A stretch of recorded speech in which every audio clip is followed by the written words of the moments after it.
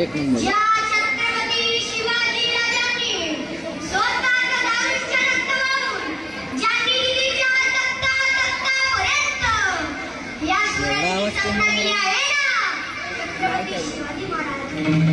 छत्रपती शिवाजी महाराजांना तालुक्यात कुठेच नाहीये, जिल्ह्यात कुठेच नाहीये, महाराष्ट्रात कुठेच नव्हे, तर या भारताच्या कानाकोपऱ्यापर्यंत, मातीच्या कणाकणापर्यंत माझ्या छत्रपती